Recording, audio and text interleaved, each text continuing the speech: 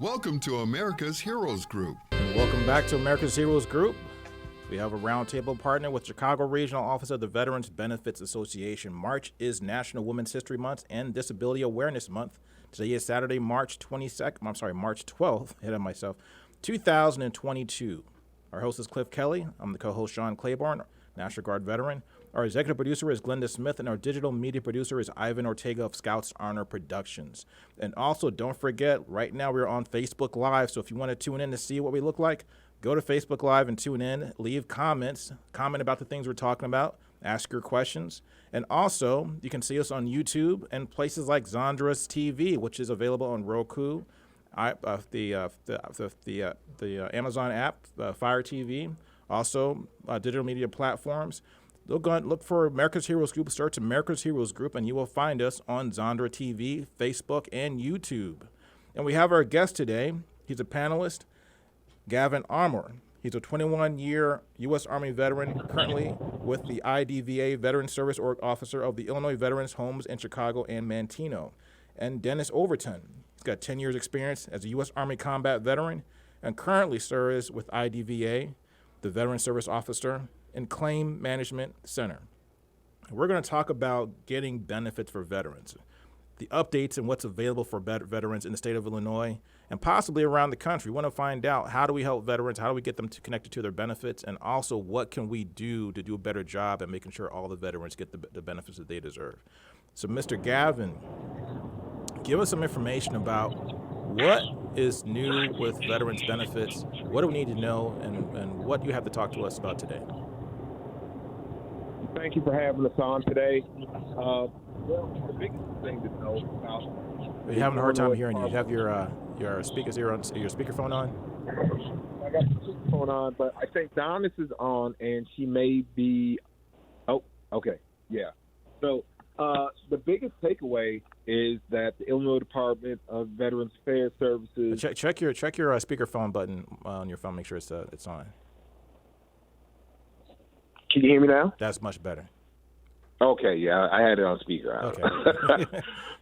So the biggest thing about the Illinois Department of Veterans Affairs is that we service veterans throughout the state of Illinois, from educational grants to assisting in filing claims. We administer the veterans' homes. The great thing about the state of Illinois and the IDVA is that we've been recognized as having the best benefits pretty much out of most of the states. So, with our educational benefits, starting with the Illinois Veterans Grant to our veterans' homes, they're without peer. So, in itself, those are great benefits that are open to all the veterans throughout the state of Illinois. Also, we assist with filing claims for VA disability. That's probably the most used service that we provide. And also filing for assisting veterans and their surviving spouses for applying for survivor benefits and VA pensions. So that is a lot of what we do, but that's not the only thing that we do. We assist veteran business owners in identifying various state benefits that that help them get to grow their businesses. We help put veterans to work. So with the state of Illinois. So here in Illinois, working for IDVA, the state of Illinois tries to set veterans up to win, for the bulk of their lives, so to improve the quality of their lives. So a lot of times, I hear, veterans get a little angry or they get frustrated, but the system is really set up for you to win. Now, I think the most important thing that you guys are doing, to me, what really strikes me and it hits my heart, is the fact you guys are helping veterans fill out these claim forms, making sure that they have the paperwork in order, things like that. I think that's so critical. Mr. Overton, can you explain to us, especially to civilians, why it's so important? And also, many people don't realize the complex maze and the process that's involved with trying to get benefits through the VA system, especially if you're not savvy with finances or savvy with these types of things. Tell us a little bit more about that process. Well, good afternoon. I would first like to say thank you for having us on again. I'm Donnis, and I can basically let all of veterans, even nationwide, and even in the state of Illinois, the process is it's not as hard as people say that or that they think. The biggest part is filing for their claims within that first year after they leave service. A lot of times when we're doing that debrief, we're just trying to get home, so we opt out of that, that opportunity, and then we go to the VA one day and then discover that, hey, I can apply for benefits, and it's been 10 years later, and in some case 50 years later. So what we normally would do is file an intent to file. That document gives you a year to collect all your data, collect your medical records, which we do assist with your in-service treatment records if there's been some time and you don't have those anymore. And then it also gives you the opportunity to get doctors' medical opinions and make all the appointments necessary that you need in order to submit the claim.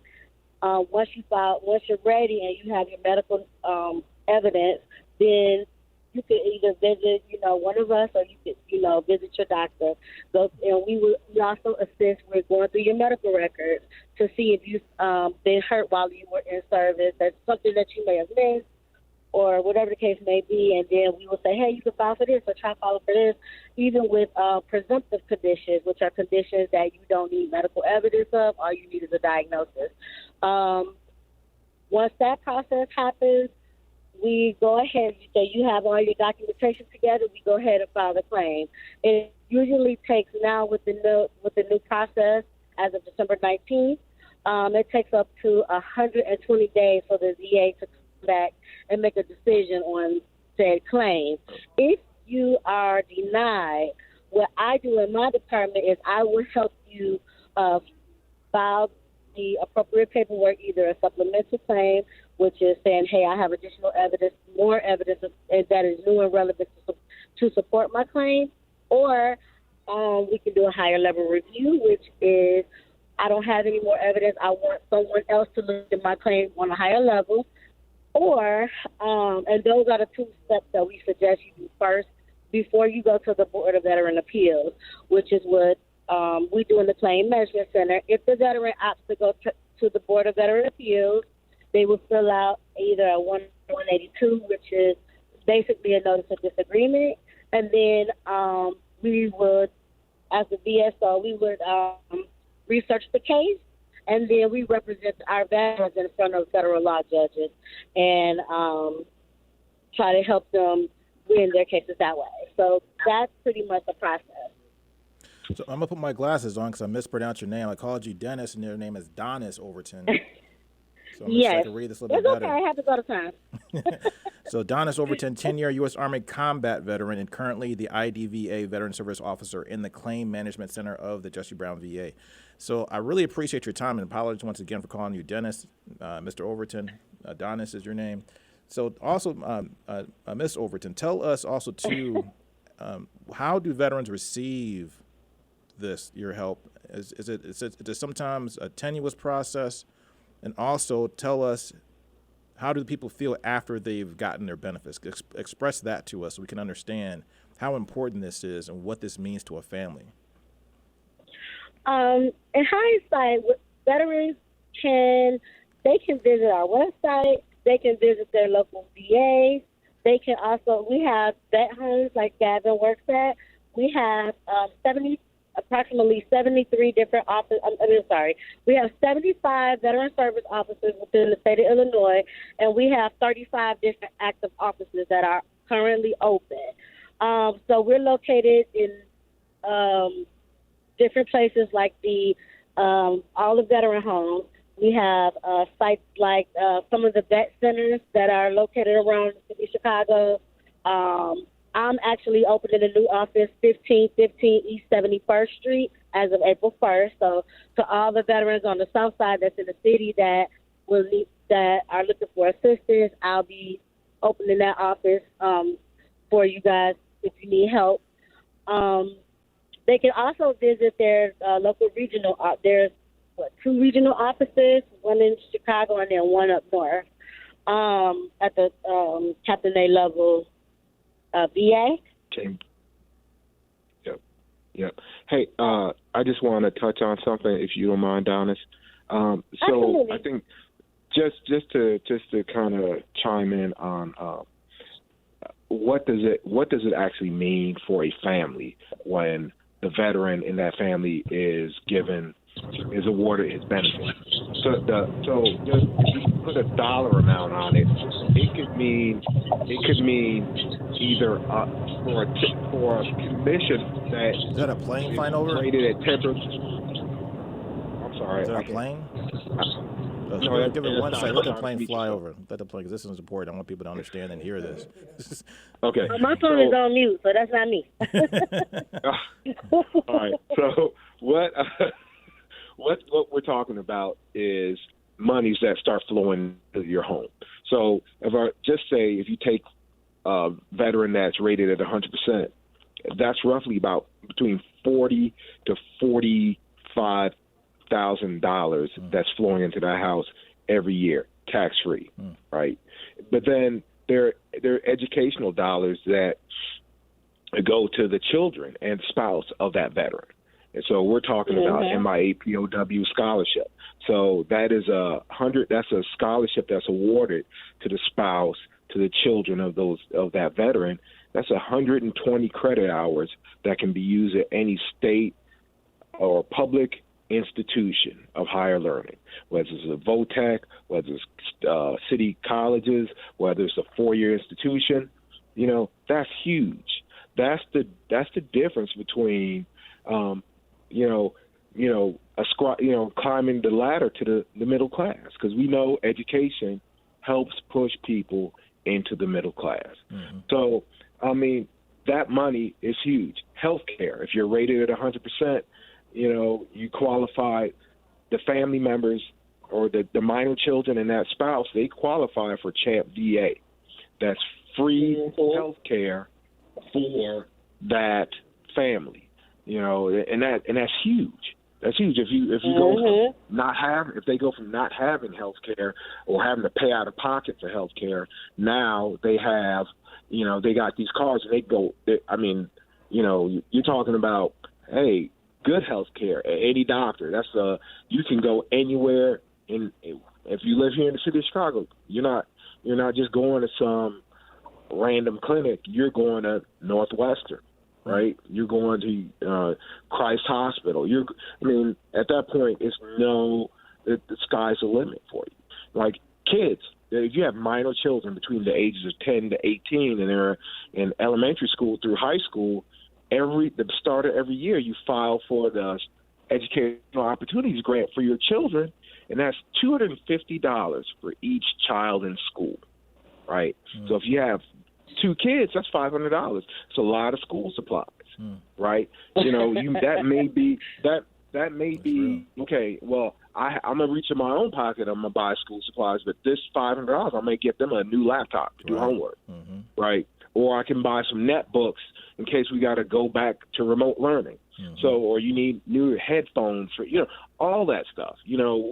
It helps immensely. So, I always tell veterans when I talk, like, hey, don't wait. Go, at least do your intent to file. Even if you're in the reserves or National Guard, do your intent to file, right? It looks a little different because now, if you get a rating, if it's high enough, then you stop. You have the ability to draw your disability money versus your drill pay. Because if you're an E4, right, or a specialist or a PFC, and you have a disability rating of 50%, you're getting more money in disability than you are in actual pay, right? But but it helps.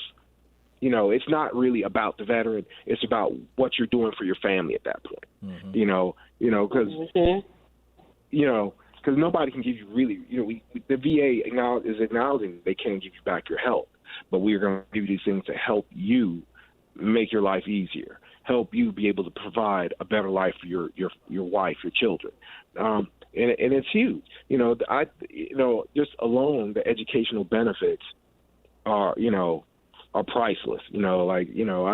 I tell people if you decide, well, I'm just going to use the educational benefits, just knowing that your kid can go to any school, any state-supported school in Illinois, 120 hours. We help, file for post 9/11 benefits, and if you split yours with your kids, like I split mine with my kids, between my two children, that's money that they have, and that, it may take them through their associate's degree. Now, if they go to U of I, if they go to Chicago State, or if they go to Northeastern or Northern, now they can apply that Illinois Veterans Grant, or that the MIA POW scholarship. They're using that all the way through grad school. Wow. So it's huge. So I tell people, never wait. Do the intent to file. And it gives you a while to get your stuff. And while you got that intent to file, you start building your case. Medical records. Have you been to the doctor? And Donnis and I that's the first thing we ask veterans. Have you been to the doctor and were you seen for your condition? If you haven't, you need to. The good thing is, if you're a veteran and you separated and you were in good standing, guess what you get? You get to use the VA. Education. Right. Yeah. The 1010 Easy and your DD 214 gives you health care. It gives you health care. So, but the biggest thing we do on a day-to-day is educate veterans as to what their rights and benefits are. What are your rights and benefits? What can you do? How is this going to help you? So, everything in the state of Illinois is just set up to help the veteran. But, again, I always say, I'm here to help the veteran, lead the veteran, and direct that veteran to how to make their lives better. I'm a veteran, and I say this, I live by just taking that into my own situation, into my own hands, working with, professionals like Donnis and our boss, Robert Iverson, and listening, just listening to professionals who've been doing this a while. So, always, no question, there's no such thing as a dumb question when it comes to the VA. If I can, I just really want to talk about one of the most underused benefits is the veterans homes. The veterans homes here in Illinois are great. Like I work at Manteno Veterans Home, and that's about 40 minutes south of Chicago. But the care that those men and women get there is awesome care. They're engaged, they're cared for, they get activities to keep them stimulated. So they can come out and fish. They have car shows. It's a lot there. We just opened a new 200-bed facility on the northwest side, the Chicago Veterans Home, at it's 4250 North Oak Park Avenue. Okay. And I'm right now I'm tasked with to being there and helping them until they get their own VSO. But it's a state-of-the-art facility. You have, and then the medical team there is without peer. Wow. I mean, they do a good job taking care of those guys. It's a great. It's like if you have a loved one that's a veteran that needs care and you can't take care of them at home, that is a viable option. But there is I guess an order of precedence. Combat veterans, on down. Service connected veterans. Is age a factor at all in that order of operation or order of service? No, Okay. absolutely not. Because we have younger veterans that are going to require skilled nursing care. If they had, if they received, critical injuries while they were in service that impacted them for the rest of their life. Now their families can't take care of them at home. There's no reason, to go to a private facility that can cost up to $10,000 a month. Wow. I'm going to interrupt you just for 1 second. I want the audience to be prepared because I'm going to ask you guys to give your information, the contact information, social media information, so the audience can actually connect with you guys to get this kind of help. Because a lot of times, just to give you a quick story, I just ran into a veteran outside of the grocery store right here in Hyde Park. He was asking for money, and he said he was a veteran. I asked him what his MOS was. He said 63 Bravo, and I was 63 Bravo, which is he was back when his generation. 63 Bravo was a diesel generator mechanic. My generation was a light wheel vehicle mechanic, but we had that quick connection. So he started talking immediately about the fact that he was denied his benefits, and that he had certain types of issues, and he seemed so intimidated to go back and try to get that claim re-looked at. And I said, you know what, you should go back and the Jesse Brown VA is actually doing reevaluations. It's been all over the social media and things like that. And he was just really, really hesitant. And he was frustrated because he had a friend that was also that he served with in the military. He got 80% disability and refuses to use his benefits. So tell us about that. That's a common thing in the military. Tell us about that a little bit. A lot of times veterans think that, oh, she got this, so I should be getting it too because I did something more than she did, or it doesn't work like that. Your claim is veterans get discouraged when they get denied, and then they just give up. And I encourage them, instead of doing that, just to keep fighting. If they deny you, keep filing until, but you also have to do the work. You have to come with that medical documentation. And sometimes they just inform because a lot of times veterans get information from other veterans, and then they think that they're automatically entitled, and that's not how it works. So I encourage veterans that, when you are trying to file a claim, make sure you go to the doctor. Make sure you have a rapport with your doctor.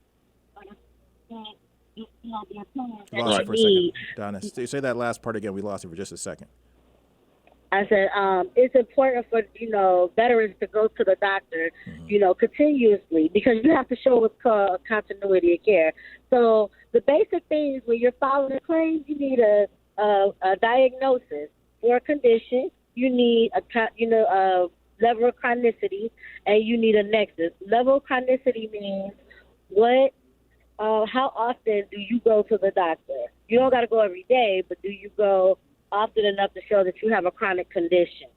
And then a nexus is what happened to you in service that caused your injury. A lot of veterans, they give up because they stop going to the doctor. They stop trying to, get opinions from doctors, and that's exactly what they need. As I would tell your friend, if you get denied, go try it again. Each VSO is different. We all look at things differently. I'm quick to tell a veteran, no, you can't. You need to go back and do this, or try it this way, or do this.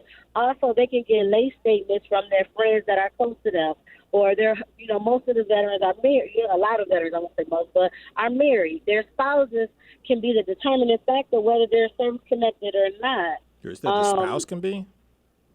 Yes, because it's in their lay statement. So a spouse can write a statement saying, hey, I've been married to such and such for 22 years, and before, when we met, and he was in the service, and before we met, he could hear just fine. He came back from Afghanistan, and I can't hear nothing. I have to, that ties your service, to your it ties your service to your disability. Because most of the time we don't go to the doctor for little things like tinnitus, which is the ringing in your ears. We don't think that, oh, this is a big deal. There's no test for tinnitus. So if you've been in a combat situation or if you've been a soldier, period, and you was around loud weapons, like all of us have been, that's just a disability that you can just go and file for if you're diagnosed. And that's something that your spouse can help you with, because most of the time the husband will complain to the wife about whatever it is that they're experiencing. So right now we're at the last part of our show. We have about 2 minutes left. Really quickly, make sure you give us the all your contact information, phone numbers, addresses, social media information. How do veterans connect with you guys to get the help they need to file these claims? For me, I'm currently at the Claim Management Center. I'm at the regional office at 2122 West Taylor Street, Chicago, Illinois, 60612. My telephone number is 312-980-4513. The number again is 312-980-4513. As of April 1st, I will be located inside of the IDES office. The address is 1515 East 71st Street in Chicago. And also, I'm gonna be working at possibly at the King Center on 43rd and Cottage Grove a couple of days a week as well to service our veterans. I haven't got confirmation on that yet. So, and Gavin, tell us how can they get in contact with you and get your help? A little different. Currently, I spend at least 3 days a week at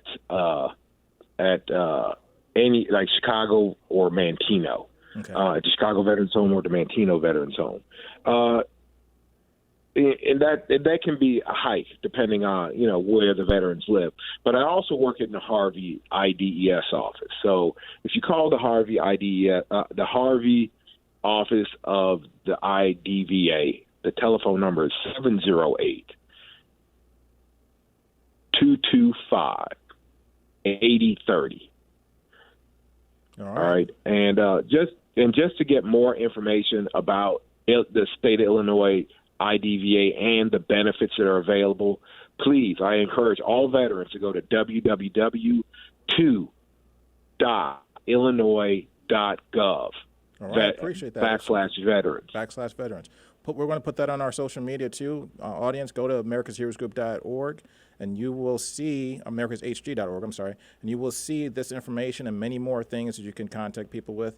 Thanks for listening to and watching America's Heroes Group. We'll be right back.